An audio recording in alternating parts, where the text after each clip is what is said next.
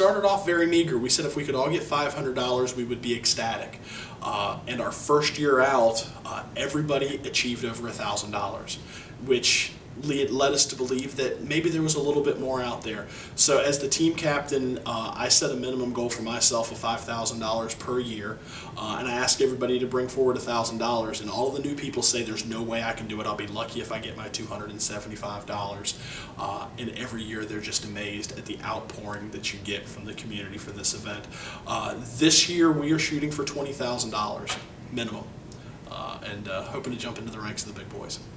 Our team set a $10,000 goal this year, and we crushed it at $14,000, which was super cool. I can't tell you how good that makes me feel, but I think this year we'll probably set it at $15,000 and try to really recruit some folks that are interested in the event and interested in raising dollars and not just showing up and riding their bike the day of. So our goal will be $15,000. We'll see what we can do to get it. I think we'll go after a few more corporate sponsors or corporate donors because they tend to have bigger purses than just individuals to donate.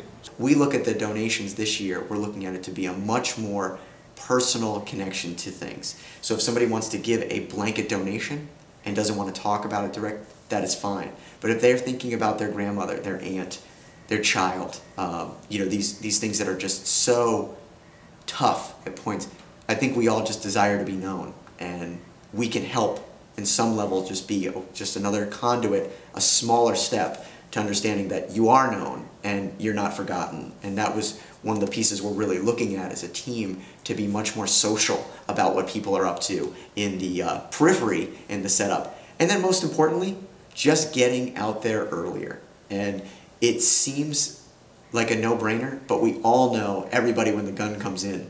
Watch the booty thermometer each year, it's always going to accelerate. But I'd love if it's accelerating way past its goal in July rather than you know, sort of hitting that goal and then blowing through it at the day of as well. And so we thought as a team we might look at the same thing. We might set a what appears to be unrealistic goal if you looked at some sort of charting statistics, but rather instead we go out there, and if we don't hit our goal, no one loses. But at the same time, we found that thermometer was just one step in the larger setting.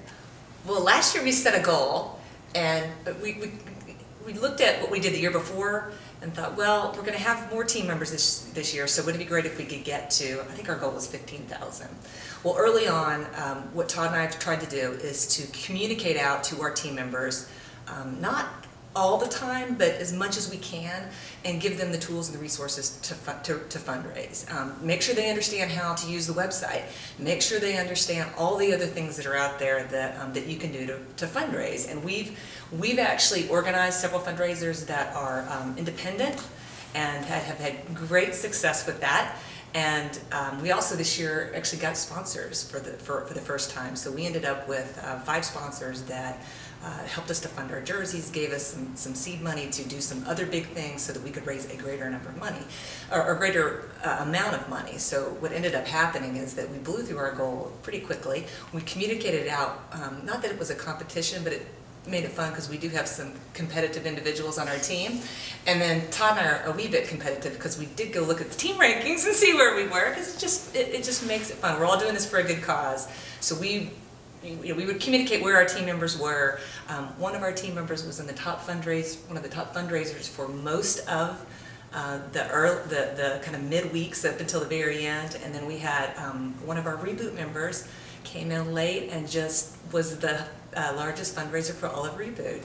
And so we try to give our folks what they need, but then encourage them to ask.